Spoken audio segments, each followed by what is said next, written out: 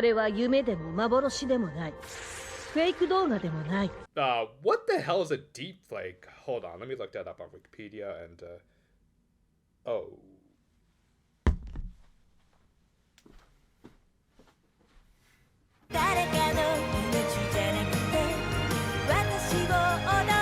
So, we opened this final episode of this series that was supposed to be about the Yes 5 team growing up with the OG duo. That makes sense to me. I'm not even kidding, they actually had the nerve to go from Nagisa and Honoka to this show's opening that they don't even appear in. I legit don't know what to say at this point. Let's just get this over with. So, all of the participants from the original live battle video had assembled, as if the show hadn't already stolen enough from the MCU. Not that it really mattered, as at least for the first part of this fight, they didn't have visuals that were even on par with the current batch of films. As yet again, it was mostly just still frames and stock animation like Hikari here. Oh yeah, the original Six Ranger was also here, and that's all I can really say. She just appeared out of nowhere and had a brief conversation with Belle where again they tried to turn her, even though she didn't have any control over the Uber Shadow and was already turning by this point. Legit, I think they just felt bad for dragging Rie Tanaka into the recording booth for such a nothing role, so they at least tried to give her a little extra.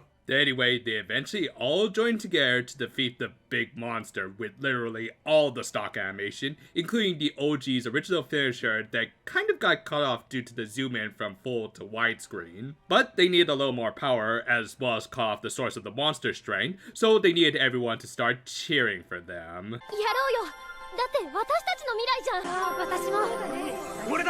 Again, this is the adult show that's ending with what's basically a miracle light scene. It's actually kind of unfortunate how the show ended up getting lost in trying to tell its morally fine but very forced environmentalist message that by the end is feeling more like propaganda than anything else due to the lack of any sort of nuance that could basically be summed up as just recycle a little more. It really says something when Dr. Seuss did this sort of message infinitely better almost 5 decades ago. Well, what do you want? I should shut down my factory, fire 100,000 workers? I see your point, but I wouldn't know the answer. About the only kind of good things in the sequence were 1. Bumpy's last speaking appearance, as at least he's not shoving the message down our throats, and it was more about getting everyone to rely on themselves and not to Precure as much, which after some of the recent shows, yeah, I couldn't agree with that anymore. Second was that we at least got a brief bit of some of that good old Yu Yoshiyama Sakuga.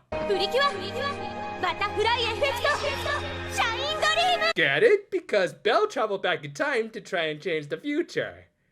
Yeah, I was thinking about the Ashton Kutcher movie too. I mean, at least that thing's entertainingly bad. But yeah, they had gotten support mostly from Bumpy and the Kiyu sisters somehow taking over the TV airways from a different dimension whilst the city had no electricity. You see, they just didn't care. And with that, they defeated the big stupid monster, and Belle admitted defeat in the most Karen way possible by never really admitting to her own mistakes and just saying that maybe humans can save the world, again as if the show hasn't already hammered that message in enough. She turned into a snow angel, I'm guessing in keeping with the season, and left. Good riddance. I hope you fall into a bug zapper. And with that, they start to wrap things up.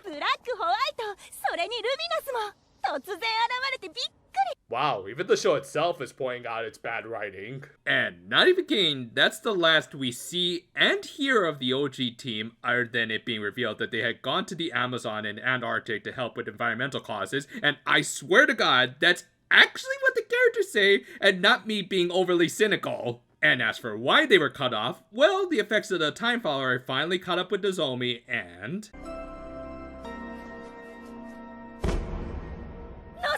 No. Anyway. Worst of all was that they still needed to deal with that zombie apocalypse that was clearly taking place in... Oh wait, the show just ran out of budget on that Yoshiyama sequence, didn't they? So much so, in fact, that they needed to rely on good old exposition news to help wrap things up by clarifying that all of the shadow victims were waking up, so Kain had to help with the recoveries. Meanwhile, Urara, I guess inspired by the eco-terrorist, had dressed up like her, though am I the only one who thinks she looks more like Queen Aphrodite? Rin turned in her latest proposal for a very ugly necklace. Komachi went back to the background where she could work on her novel. More time working on that novel you've been working on. And Kurumi turned in her 2 weeks notice. で、次の仕事は決まってるんですか? 故郷で総理大臣になります。 Oh crap, she's one of those sovereign citizen types, isn't she? Alright, look lady, take your severance and just get out of my building, please. Okay, dodge the bullet there. Like, seriously, she just goes back to her little fairy kingdom of plushies in the hopes of turning it from a monarchy to a parliamentary, and everyone was just cool with it. Again, was this show really supposed to be the adult show? As for the guest characters, the Kiri sisters left town to exposit more about their environmentalist messages on a platform that runs on fossil fuels, and the Precure from their show said their farewells with Saki going to study baking abroad. 電話するからね。美味しいパンいっぱい作って。 Hey, you two should... No, we can't use that clip because one of them is getting married to some dude. And speaking of ships, unfortunately, Coco decided to check in on Nozomi, who, yeah, I totally believe isn't gonna wake up from her flower coma, especially as Coco confessed his love for her. 私の幸せにはココが必要なの。 Yeah, so I was actually just kind of caught up in the moment and going with the flow there, and, well, yeah, see ya. Son of a bitch. No, that's what would have made the most sense after all the ghosting and distant stalking, but no, of course he proposed to her, and Nozomi accepted. I wonder what Tweer's reaction to all of this was. Ow.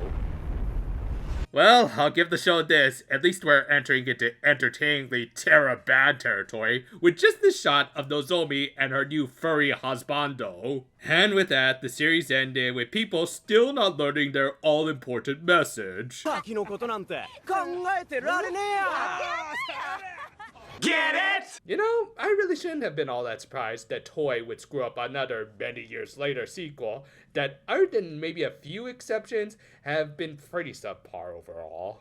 I mean, even putting aside the forced environmentalist message and other more controversial elements, this show for the most part didn't work as a strong follow-up for the characters of the S5 Precure. Between the forced messages and cameos, they really had no chance of actually growing up.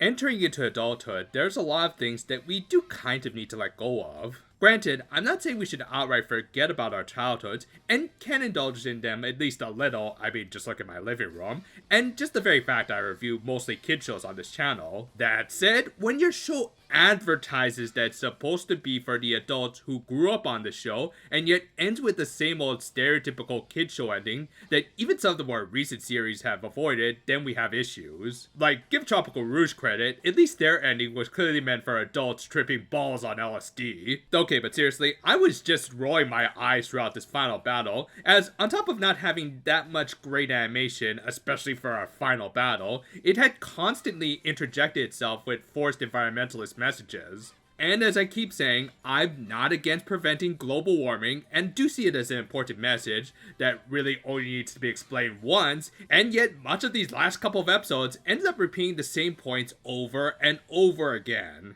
As a result, the message was delivered in a way that even the youngest of viewers would be able to get it, while the adults this show was supposed to be for are left wondering why this and Doctor Who do such a poor job with their messaging. Well, actually, the answer to that is obvious. They put the message before the characters. The S5 team, for the most part, and especially Nozomi, didn't have that much of an arc. Nothing really about understanding the new obligations and limitations that we do have to accept as adults. No, you can just go back to being your younger self to defeat the big monster with the same old finisher spamming, and you'll be as good as usual. Oh, but wait, y'all can't do it on your own, so you also have to rely on some Deus Ex Machina cameos from the OG team who just came in and left. Bye, have a great time.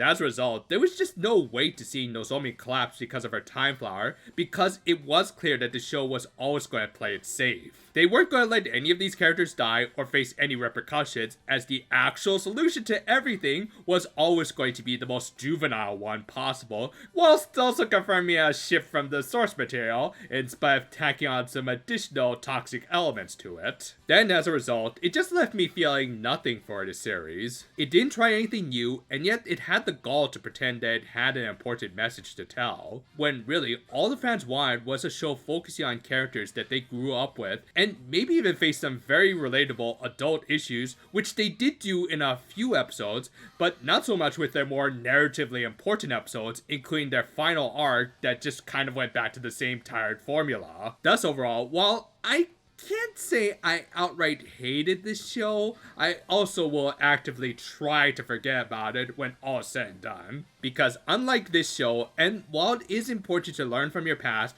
I'm always looking towards the future and not back towards my childhood over and over again. But with that, we're done with this series, at least for now. Yeah, as usual, we'll likely do an overview for the show, which really, because I have my issues with it, I feel like I need to give it a thorough analysis to really highlight why I feel like it was a failed experiment for the Precure franchise. We won't give an exact date just yet, because I do want to let it simmer for a little while. Still, until then though, farewell for now my friends, again, happy holidays, and if you excuse me, I'm just gonna go back to bed. Oops, might have turned off a few extra lights.